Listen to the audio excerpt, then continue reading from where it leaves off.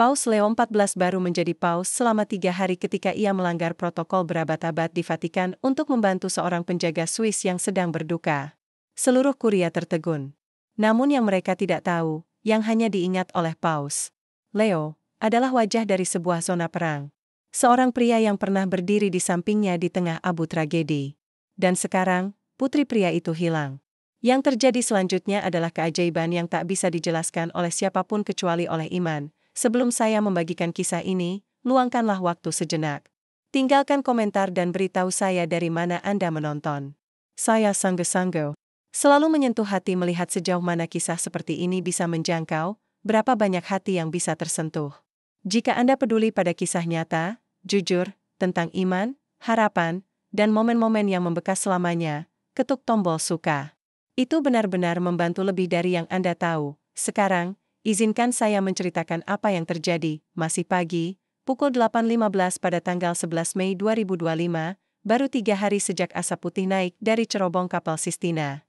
Dan dunia pertama kali mendengar nama Paus Leo XIV di dalam istana apostolik, semuanya masih bergerak dengan kaku karena masa transisi. Staf berbicara pelan dengan ketidakpastian. Jadwal pengamanan masih direvisi. Para kardinal berjalan seolah masih menyesuaikan diri dengan gravitasi baru.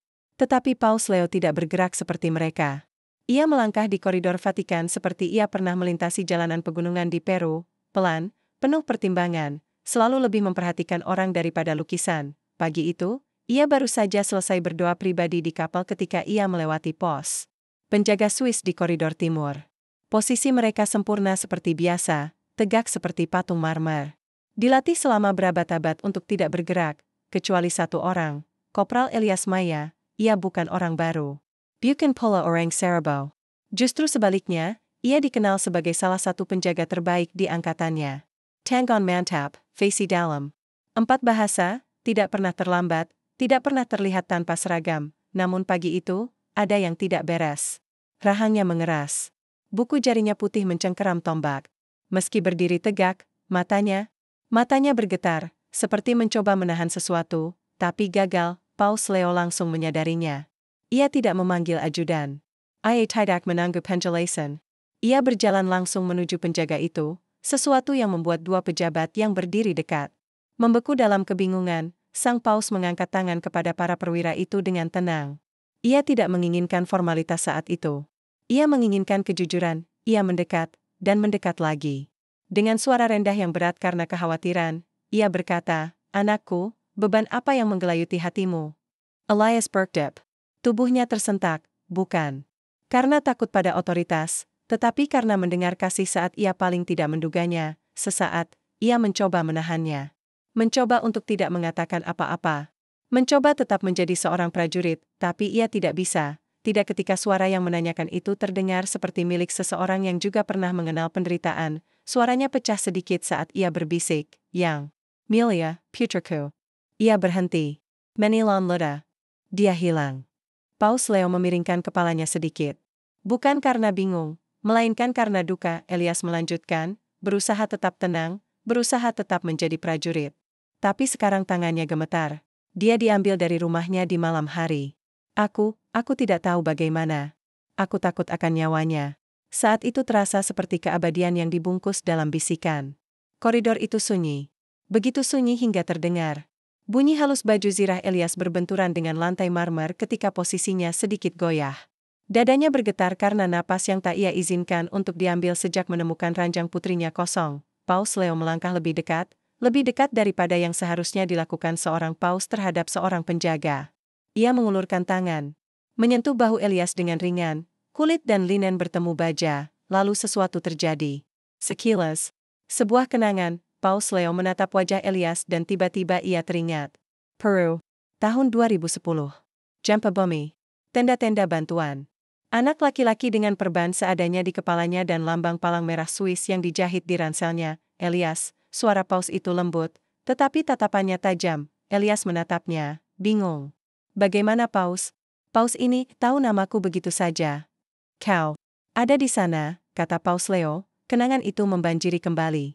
Ciklaya, sekolah yang rantu, kau menyerahkan padaku sebuah sikap.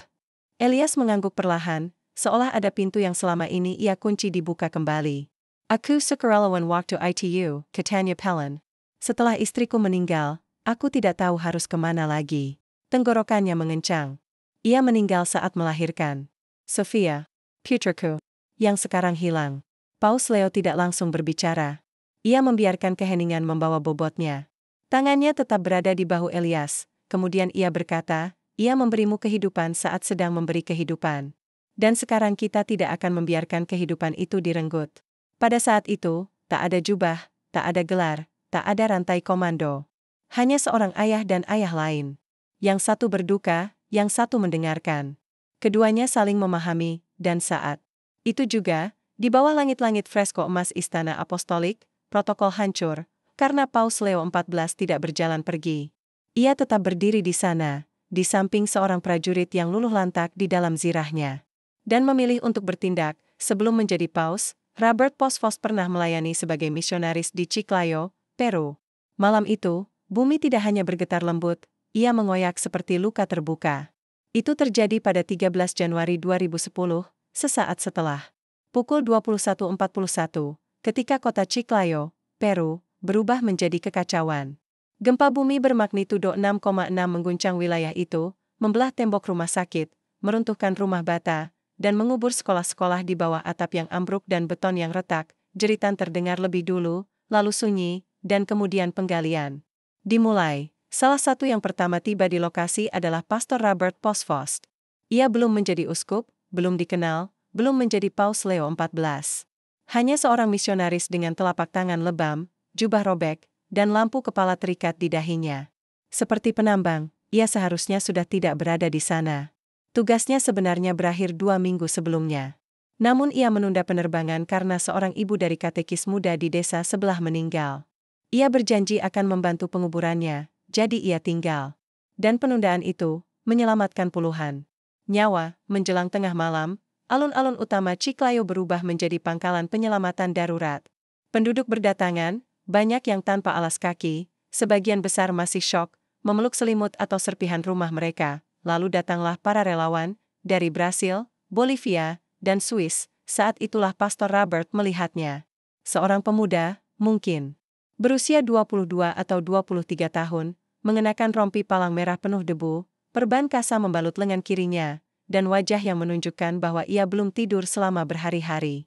Ia tidak fasih berbahasa Spanyol, tetapi matanya menyampaikan segalanya. Namanya Elias Maya. Dan malam itu, ia tidak menunggu perintah. Elias langsung mengambil linggis dan berlutut di samping Pastor Robert. Mereka tidak berbicara. Mereka hanya bekerja, satu batu bata pada satu waktu, satu tarikan napas pada satu waktu, meneruskan puing ketumpukan yang makin membesar di belakang mereka. Ada 3 anak di bawah dinding ini, bisik Robert. Aku dengar salah satu dari mereka menangis. Elias menggenggak, tidak bertanya. Hanya terus menggali, waktu menjadi kabur. Pukul 3.22 pagi, kedua pria itu telah menggali hingga kedalaman 1 meter. Udara penuh debu, tangan mereka berdarah, lutut mereka melepuh. Lalu terdengar rintihan. Suara anak kecil, masih hidup. Elias mendekat dan berteriak dengan aksen Swiss yang kental, jangan tidur. Bersama-sama, mereka menarik keluar anak pertama, seorang gadis kecil dengan lengan retak dan mata yang terlalu besar untuk wajahnya yang mungil. Anak kedua menyusul. Yang ketiga tidak sadar, tapi masih bernapas. 3 anak yang ditarik keluar dari reruntuhan oleh 2 orang asing yang baru bertemu malam itu. Setelah penyelamatan, mereka tidak langsung rebah. Mereka berlutut dan berdoa. Di tengah alun-alun yang hancur itu, mereka melafalkan Mazmur 23 dalam 2 bahasa, Robert dalam bahasa Spanyol, Elias dalam bahasa Jerman. Walaupun aku berjalan dalam lembah kekelaman, aku tidak takut bahaya. Keesokan harinya mereka bekerja bersama lagi. Dan hari setelahnya. Selama 12 hari mereka membersihkan puing-puing, mendirikan dapur umum, mengangkat jenazah, dan berdoa bersama para ibu yang kehilangan. Mereka berbagi tempat tidur lipat, berbagi air, berbagi luka. Suatu malam, saat duduk di samping api unggun yang terbuat dari perabotan rusak, Elias akhirnya berbicara tentang kesedihannya. Ia meninggal di Jenewa saat melahirkan putri kami. Namanya Clara. Ia menatap api, bukan ke pastor. Aku datang ke sini untuk lari dari kenangan itu, tapi di sini, aku hanya memeluk yang sekarat. Robert meletakkan tangan di bahannya. Kau tidak sedang melarikan diri. Kau sedang berjalan melewatinya. Dan disitulah Tuhan juga berjalan. Malam itu, Elias menangis. Bukan keras. Bukan seperti orang yang hancur, tetapi seperti seseorang yang telah memendam sungai di dalam dirinya. Terlalu lama, Pastor Robert tidak berkhotbah, tidak mengutip ayat. Ia hanya duduk di samping Elias sampai tangisannya mereda. Pada 26 Januari, tenda terakhir di pos penyelamatan ditutup. Tim internasional dipulangkan. Jalan-jalan dibersihkan. Dan saat waktunya pergi tiba, mereka tidak berpamitan dengan kata-kata, Robert. Menekan sesuatu ke telapak tangan Elias. Sebuah salib kayu kecil yang diukir dari altar kapel yang roboh. Jika suatu hari kau merasa imanmu hilang, katanya, pegang ini, dan ingatlah bahwa terkadang keselamatan terlihat seperti dua orang pria dalam debu mengangkat batu.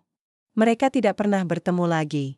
Hingga 11 Mei 2025, saat salah satu dari mereka mengenakan jubah putih sebagai Paus Leo XIV. Dan yang lainnya berdiri gemetar dalam seragam penjaga, berdoa untuk sebuah mukjizat. Ketika kata-kata Elias tenggelam dalam diam pagi itu, 11 Mei 2025, Paus Leo XIV melakukan sesuatu yang tak terduga. Ia tidak memanggil sekretaris negara. Tidak merujuk Elias kepada penasihat hukum Vatikan atau gendarmerie. Ia menatap pria itu, temannya, sesama peratap, dan berkata, kita akan menemukannya. Apapun yang diperlukan. Dunia mungkin melupakan beban yang dibawa oleh seorang ayah, tapi aku tidak. Kurang dari 1 jam kemudian, tepat pukul 9.27, Paus Leo XIV membatalkan semua jadwalnya hari itu. Pertemuan diplomatik yang dijadwalkan dengan duta besar dari Chili ditunda. Tinjauan ekonomi dengan prefek sekretariat ekonomi diundur tanpa batas waktu. Sebagai gantinya, ia mengadakan pertemuan pribadi jauh di dalam sekretariat negara Vatikan. Ruangan itu belum pernah digunakan untuk tanggap darurat sejak krisis pengungsi tahun 2015. Hanya 7 orang yang hadir. Tidak ada pers, tidak ada kamera. Hanya Paus Leo XIV, 2 perwira senior gendarmerie Vatikan, perwakilan dari kantor penghubung Interpol, dan seorang penjaga Swiss yang gemetar, yang kini lebih terasa sebagai seorang ayah daripada tentara. Ruangan itu tidak berhias emas, tidak ada kaca patri. Hanya dinding batu dan pintu kayu yang tebal, namun apa yang terjadi di dalamnya, sungguh luar biasa. Paus Leo XIV mengotorisasi mobilisasi internal penuh. Komandan Garda Swiss awalnya mengajukan keberatan, lembut, namun tegas. Yang mulia, ini urusan sipil, kasus pribadi. Namun Paus Leo mengangkat tangan dan berbicara dengan kekuatan yang tenang. Seorang anak teledekilik. Dan kita bukan gereja, jika kita tidak melakukan apa-apa. Ia mencondongkan tubuh ke depan, menatap langsung para pria di sekeliling meja. Tidak ada doktrin, tidak ada dogma, tidak ada dekret yang pernah meminta kita berpaling dari seorang ayah yang tak bisa tidur karena anaknya menghilang. Mobilisasi semuanya.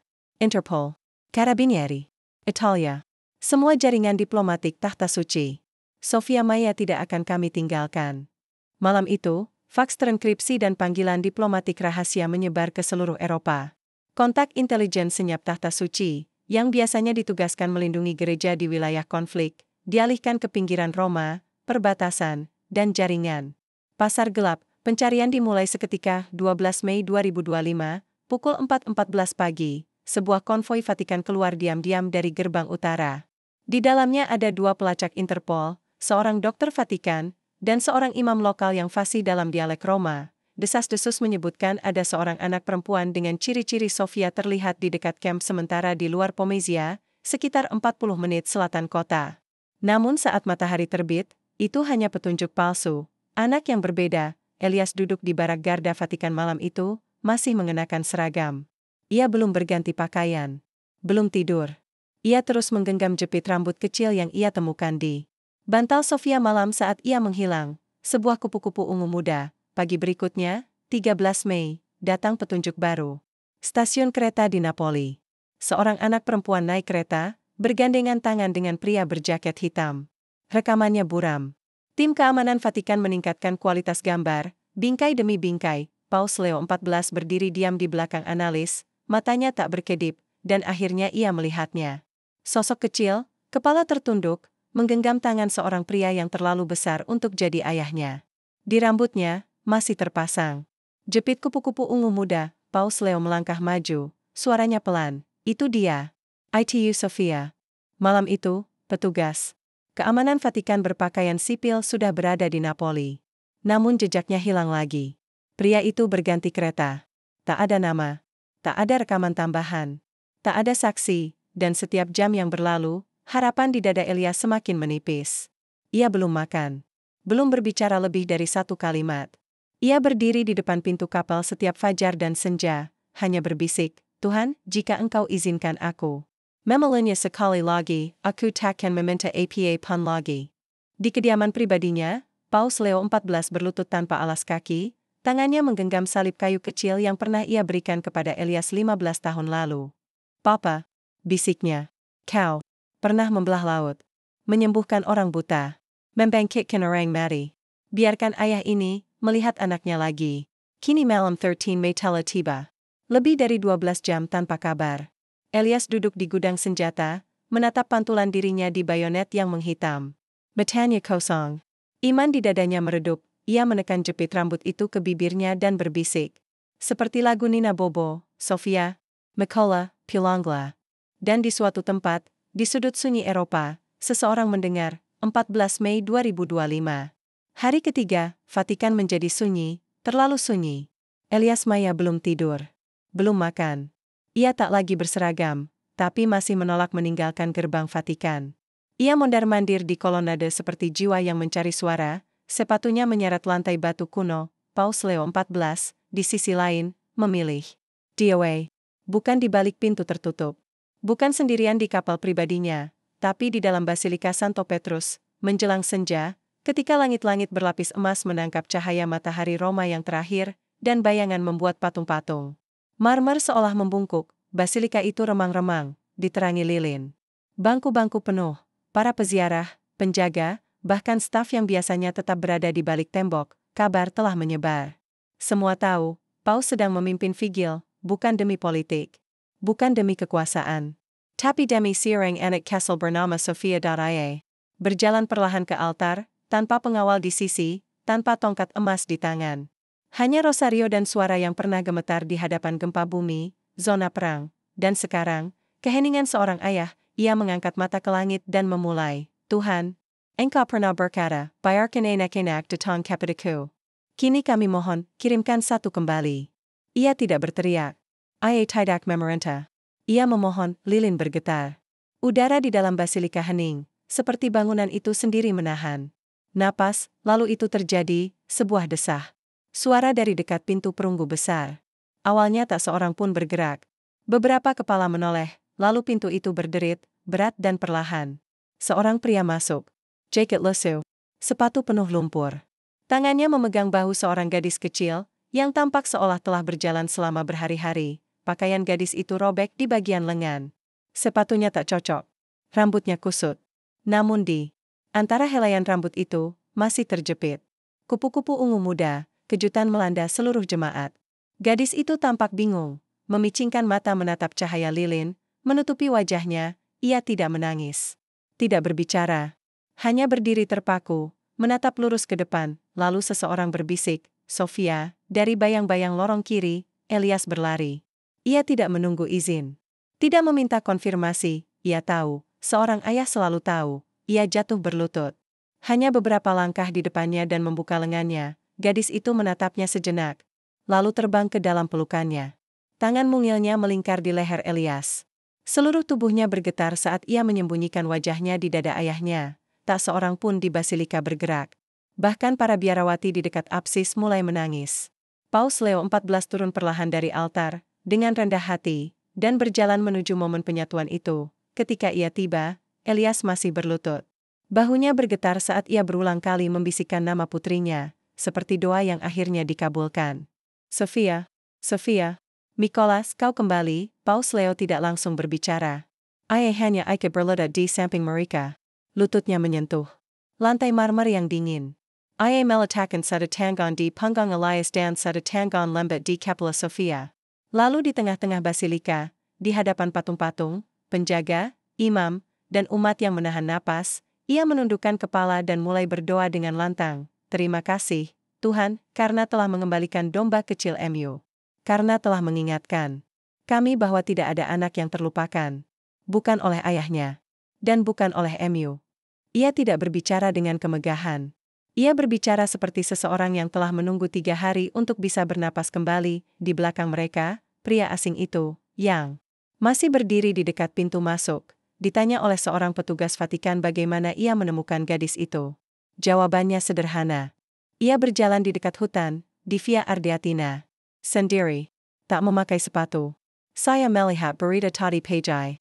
Saya mengenali wajahnya. Saya pikir, mungkin ini alasan kenapa hari ini saya keluar rumah. Lalu ia berbalik dan pergi, tanpa memberi namanya. Malam itu, Vatikan mencoba melacaknya. Tidak ditemukan apa-apa. Tidak ada ponsel. Tidak ada identitas.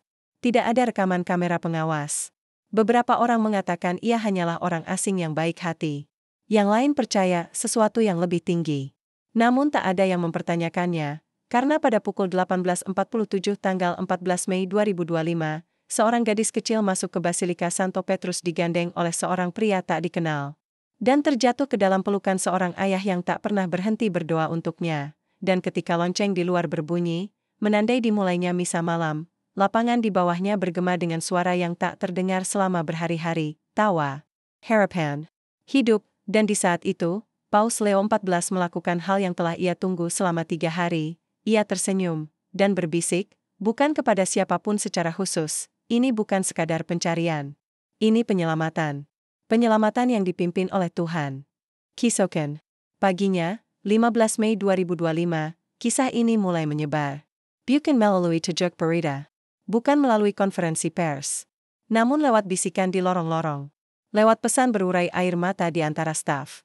Lewat para imam dan peziarah yang menceritakan kembali apa yang mereka saksikan di Basilika Santo Petrus, seorang anak kembali. Seorang ayah dipulihkan. Seorang paus berlutut dalam gelap, dan sementara dunia luar berspekulasi tentang mukjizat, dan para jurnalis berebut informasi, Paus Leo XIV tidak menggelar jumpa pers. Ia tidak memanggil kamera. Tidak mengeluarkan pernyataan resmi dari Vatikan, sebaliknya, ia melakukan sesuatu yang lebih sunyi. Lebih abadi, sore itu, tepat setelah matahari tenggelam di balik kubah, menyinari Vatikan dalam cahaya emas pucat, Paus Leo XIV meminta kursi kecil. Diletakkan di luar kediaman pribadinya yang menghadap ke lapangan, sebuah bangku kayu kecil. Bukan untuk upacara. Bukan untuk tontonan, dan di sampingnya duduk Elias Maya, masih gemetar, masih belum yakin apakah semua ini benar-benar terjadi. Paus tidak langsung berbicara. Ia hanya menatap ke arah lapangan, di mana anak-anak kini bermain di dekat air mancur.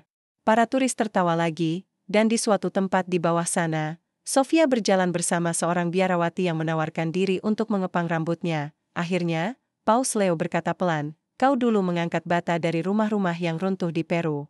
Dan minggu ini, kau membawa beban yang lebih berat, keheningan seorang ayah." Elias menilai Leda. Ia tidak tahu bagaimana harus merespons, namun Paus melanjutkan, "Apa yang terjadi di sini bukan hanya penyelamatan. Ini pengingat bahwa gereja bukanlah marmer dan kemegahan. Gereja adalah suara seorang ayah yang menangis di balik seragam." Ia menoleh ke Elias. Suaranya masih lembut, tapi kini mantap. "Kau pernah berdiri di sampingku saat kita tak lebih dari 2 orang asing di reruntuhan. Dan ketika duniamu runtuh, bagaimana mungkin aku tidak mengembalikan kasih itu?" Inilah yang mereka lupa. Bahwa seorang gembala yang tidak meninggalkan 99 ekor domba untuk mencari yang satu, belum benar-benar memahami hati Tuhan. Malam itu, juga, tanpa pengumuman, Paus Leo XIV menyisipkan satu kalimat dalam homili malamnya, yang akan dikutip dunia selama bertahun-tahun. Ia berdiri di hadapan lingkaran kecil staf Vatikan dan berbisik, "Kepemimpinan bukanlah soal berdiri di atas mereka yang terluka, tapi berlutut di samping mereka sampai mereka sanggup berdiri kembali." Dan itu saja, tak ada gestur megah, tak ada medali, tak ada tepuk tangan, tapi pesan itu merambat, diam-diam, pelan-pelan, seperti air yang menjangkau setiap sudut lapangan, karena dalam 3 hari itu, Paus Leo XIV tak hanya bertindak sebagai pemimpin. Ia mengingat kembali apa artinya menjadi saudara, menjadi pelayan, menjadi sahabat, dan saat Elias berdiri di gerbang malam itu, menggenggam tangan Sofia, menyaksikan Paus kembali masuk ke kamarnya, ia tidak memberi hormat. Ia tidak membungkuk. Ia hanya mengangguk sekali. Matanya penuh air mata, karena kini ia mengerti, Paus ini tidak melanggar protokol. Ia telah memenuhi sesuatu yang jauh lebih besar.